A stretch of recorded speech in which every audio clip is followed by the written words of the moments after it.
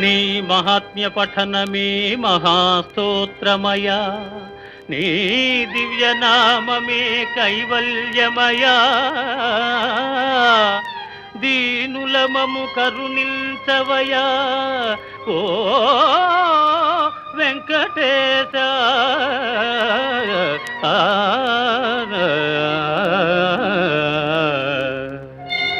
నమో వెంకటేశ, నమ శ్రీనివాస,